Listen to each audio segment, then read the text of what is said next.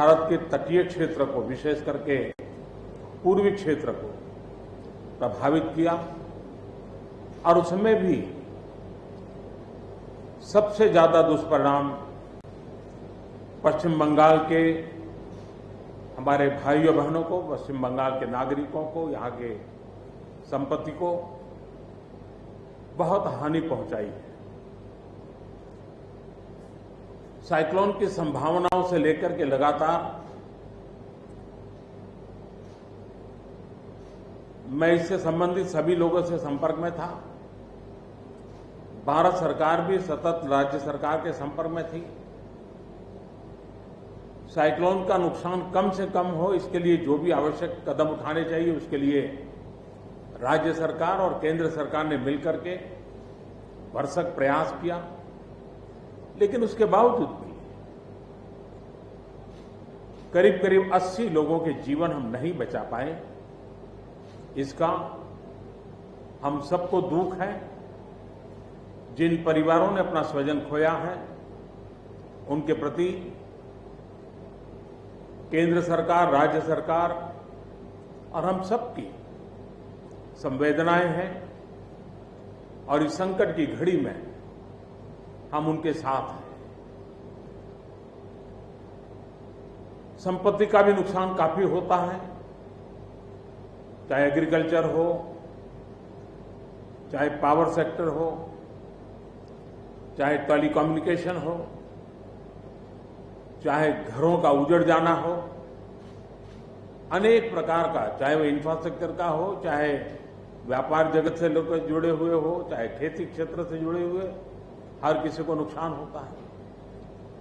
आज मैंने हवाई निरीक्षण करके बारीकी से इस प्रभावग्रस्त विस्तार को मुख्यमंत्री जी के साथ, गवर्नर श्री के साथ दौरा करके उसको देखा है।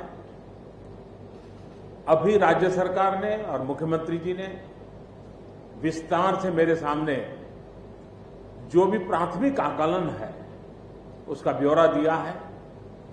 हमने तय किया है कि हो सके उतना जल्द डिटेल में सर्वे हो, कृषि का हो, पावर सेक्टर का हो, टेलीकम्युनिकेशन का हो, घरों की जो स्थिति है, इंफ्रास्ट्रक्चर की जो स्थिति है, केंद्र सरकार की तरफ से भी तत्काल एक टीम आएगी और वो टीम इन सभी क्षेत्रों में सर्वे करेगी और हम मिल करके रिहेबिलिटेशन हो, रिस्टोरेशन हो, रिकंस्ट्रक्शन हो, उसकी व्यापक योजना बना करके बंगाल की इस दुख की घड़ी में हम पूरा साथ देंगे, सहयोग देंगे और बंगाल जल्द से जल्द खड़ा हो जाए, बंगाल जल्द से जल्द तेज गति से आगे बढ़े, इसके लिए भारत सरकार कंधे से कंधा मिला करके काम करेगी और जो भी आवश्यकताएं होगी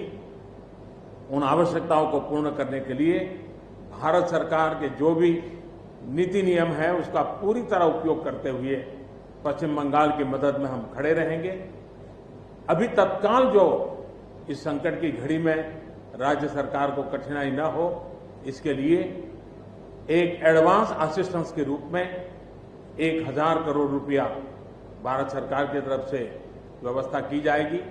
साथ साथ जिन परिवारों ने अपने स्वजन खोए हैं उन परिवारों को प्रधानमंत्री राहत कोष से 2 लाख रुपया और जिन लोगों को इंजरी हुई है उनको 50,000 रुपये तक की सहायता देने का भी हम प्रधानमंत्री राहत कोष से करेंगे।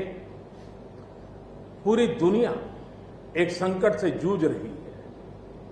भारत भी लगातार कोरोना वायरस के खिलाफ लड़ाई लड़ रहा है। कोरोना वायरस की लड़ाई में जीतने का मंत्र और साइक्लोन में जीतने का मंत्र दोनों पूरी तरह एक दूसरे के ऑपोजिट है। कोरोना वायरस से लड़ने का मंत्र है जो जहां है वहीं रहे, जरूरत नहीं हो तब तक घर से बाहर न निकले और जहां भी जाए 2 गज की दूरी बनाए रखे।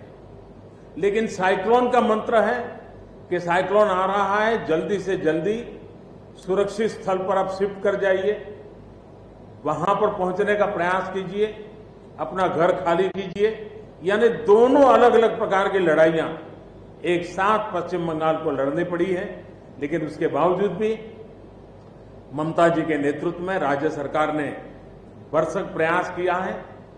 भारत सरकार ने भी लगातार उनके साथ रह करके इस संकट की घड़ी में जो भी आवश्यक, जो एडवांस में करने योग्य था, जो उसी समय करने का योग्य था और जो आगे दिनों के करने की आवश्यकता है, उसको भी पूरा करने का हम प्रयास करेंगे।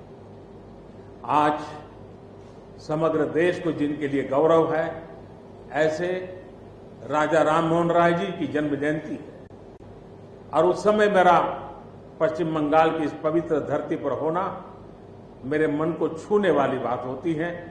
लेकिन संकट की घड़ी से हम जूझ रहे हैं, तब मैं तो इतना ही कहूंगा कि राजा राममोहन राय जी हम सबको आशीर्वाद दें, ताकि समयानुकूल समाज परिवर्तन के जो उनके सपने थे, उनको पूरा करने के लिए हम मिल बैठ करके, मिलजुल करके एक उज्जवल भविष्य के लिए, भावी पीढ़ी के निर्माण के लिए समाज सुधार के अपने कामों को निरंतर जारी रखेंगे और वही राजा राममोहन राय जी को उत्तम श्रद्धांजलि होगी। मैं मेरे पश्चिम बंगाल के सभी भाइयों बहनों को विश्वास दिलाता हूं कि संकट की घड़ी में पूरा देश आपके साथ है। भारत सरकार कंधे से कंधा मिला करके आपके साथ आने वाले सभी कामों में खड़ी रहेगी। इसी संकट की घड़ी के समय आप सबसे मिलने आया हूं, लेकिन कोरोना वायरस के कारण सब नागरिकों से तो नहीं मिल पा रहा हूं। मन में एक कसक तो रह जाएगी। यहां से मैं आज उड़ीसा की ओर जाऊंगा और वहां भी हवाई निरीक्षण करूंगा, वहां के माननीय मुख्यमंत्री जी से, वहां की सरकार से बातचीत करूंगा। मैं फिर एक बार पश्चिम बंगाल की इस दुख की घड़ी में मैं आपके साथ हूं।